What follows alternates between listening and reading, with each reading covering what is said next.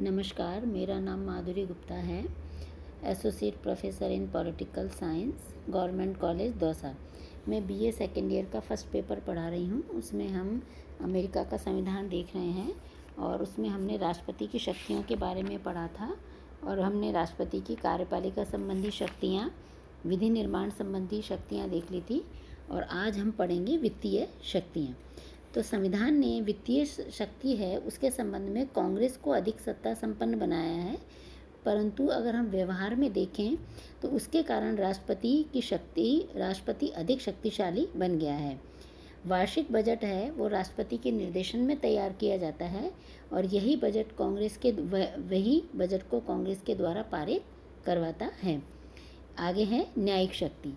जो राष्ट्रपति है उसको न्यायिक शक्तियाँ भी प्राप्त हैं और वह जो अपराधी हैं उनको समाधान दे सकता है। समाधान में चाहे तो सज़ा को पूर्ण क्षमा कर सकता है, सज़ा कम कर सकता है या दंड को स्थगित भी कर सकता है। लेकिन जिन पर महाभियोग लगाया है, जिन व्यक्तियों पर, उनकी सज़ा को कम करने का अधिकार राष्ट्रपति के पास में नहीं है। आगे है वैदेशिक संबंधों का संचालन। तो विदेशी मामलों का संचालन और परराष्ट्र नीति या परराष्ट्र संबंधों का निर्वहन राष्ट्रपति की महत्वपूर्ण शक्तियों में से एक है। और अंतर्राष्ट्रीय मामलों में हम देखें तो देश की तरफ से बोलने वाला व्यक्ति केवल राष्ट्रपति होता है और उसके द्वारा जो विदेश नीति का निर्माण किया जाता है और जो उसका परिणाम होता है उसकी पूरी जिम्मेदारी राष्ट्रपति के ऊपर होती है। वह राजदूतों में और विदेशों में अपने अन्य प्रतिनिधियों की नियुक्ति करता है और वहीं अगर विदेशों से जो राजदूत आते हैं उनके देश में तो उनकी नियुक्ति को भी वह स्वीकृति प्रदान करता है। वही विदेशों से विभिन्न प्रकार के संधियां और समझौते करता है। वह किसी भी राजदूत को अपने पद से भी हटा सकता है। अब वो विदेशी राष्ट्रों के साथ में जो संधियां करता है वह उसके संबंध में ये आवश्यक है कि सीनेट के द्वारा उनका पुष्टिकरण होना आवश्यक है। अगर सीनेट उनको स्वीकृत कर देती है तो वो संधियां लागू हो जाती हैं और अगर अस्वीकृत कर देता है तो वह संधियां लागू नहीं होती हैं। जैसे कि 1919 में सीनेट ने राष्ट्रपति विल्सन के द्वारा जो वर्साई की संधि की थी उसे अस्वीकृत कर दिया। परिणाम स्वरूप जो अमेरिका था वो राष्ट्र संघ का सदस्य भी नहीं बन पाया था।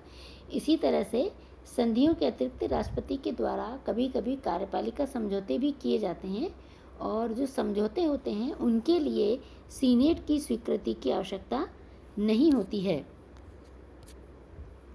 लेकिन जैसे कि 1844 में टेक्सास को अमेरिकी संघ में सम्मिलित होने वाली संधि पर जब सीनेट ने अनुसमर्थन नहीं किया तो ऐसी स्थिति में राष्ट्रपति ने कार्यपालिका समझौते के द्वारा उसे अमेरिका संघ में सम्मिलित कर दिया। इसके अलावा कभी आवश्यकता पड़ने पर राष्ट्रपति विदेशों से गुप्त समझौते भी करता है।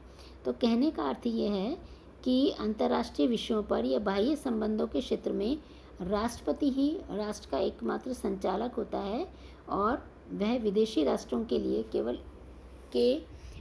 राष्ट्रों से अगर संबंध स्थापित करने में देश का एकमात्र प्रतिनिधि होता है। दल के नेता के रूप में अमेरिकी राष्ट्रपति अपने दल का नेता भी होता है और अपने दल की जो राष्ट्र समिति है उसके चेयरमैन की नियुक्ति करता है और फिर चेयरमैन की नियुक्ति के द्वारा वह अन्य महत्वपूर्ण पदों को भी भरने का कार्य करता है और इस तरह से वह अपने दल के माध्यम से कांग्रेस पर अपना अधिकार स्थापित करता है। आगे है संकटकालीन शक्तियाँ।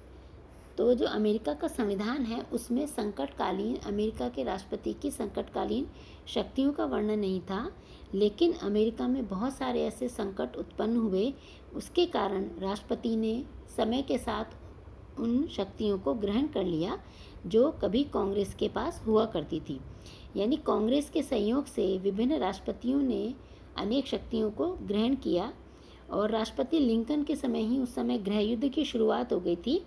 तो उन्होंने ये कहा कि राष्ट्रपति का प्रमुख कार्य विद्रोह को दबाना है और उस विद्रोह को दबाने के लिए उन्होंने बंदी प्रत्यक्षीकरण लेख को भी स्थगित कर दिया।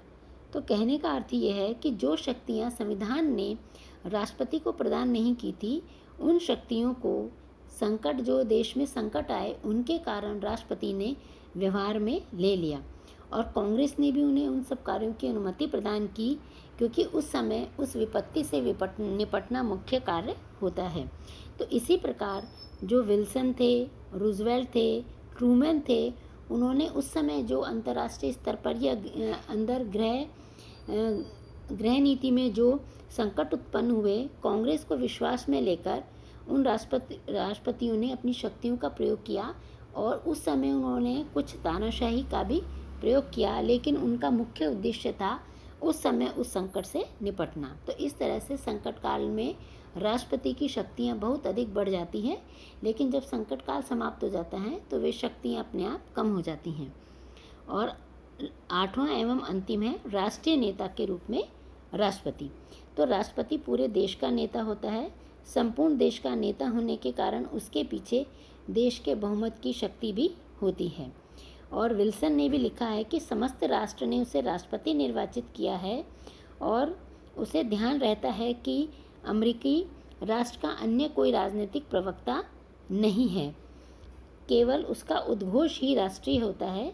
और उसे एक बार अगर विश्वास व प्रशंसा पूरे देश की प्राप्त हो जाए तो विश्व में कोई भी अकेली शक्ति उसका सामना नहीं कर सकती है।